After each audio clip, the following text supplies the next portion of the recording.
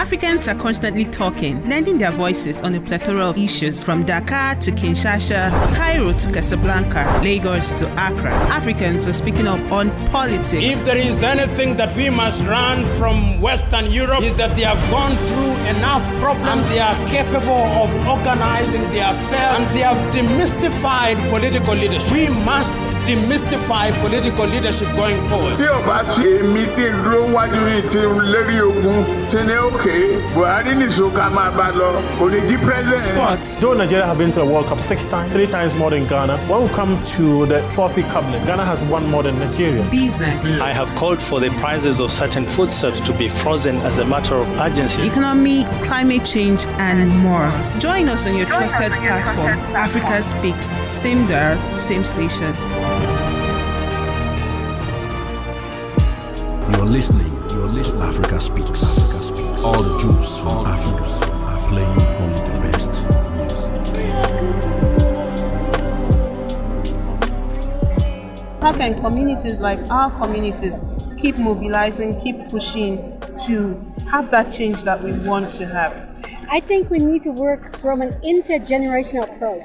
First of all, we have to tackle the past. What went wrong, the colonial history of all the countries, the nation states that are here. Yesterday or the day before, President Macron was there. He is the president of France, and I was seeing him, and I just read this book about all the atrocities happened in Haiti.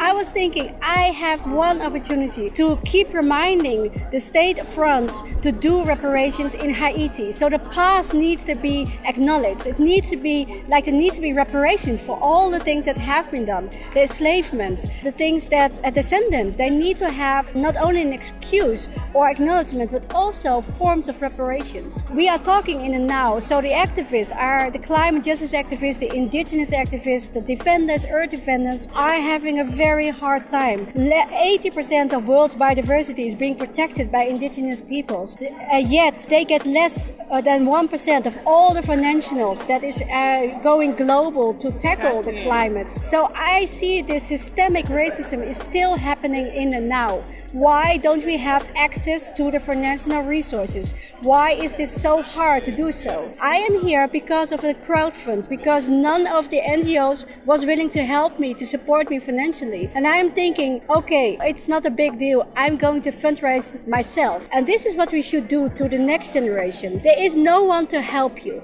There is no one to support you. The only thing we can do is to keep up and make sure that our work is of value, that we pass on to the next generation, knowledge to the next generation. Make sure that what we do is like for the next generations. And for me, honestly, I just happen to be in a privileged position because I just fundraised for myself.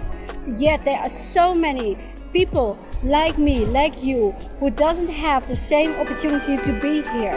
And then you get the marginalized people, the people who are still left out of the conversations. They have no seat at the tables. So for them, I'm also standing here, making sure that I try to do my best to be in contact with people, to talk to them, to collect the stories of the marginalized peoples, to make sure that when I'm here, I be the echo. So when I see presidents of France, I know that Haiti needs reparations. When I see the president of Suriname, I know that the indigenous peoples of Suriname needs to have the acknowledgement. So I am just this spoon, I don't know how you can say it, but I am here to support any community. And this is the way how we can create global international solidarity between different communities.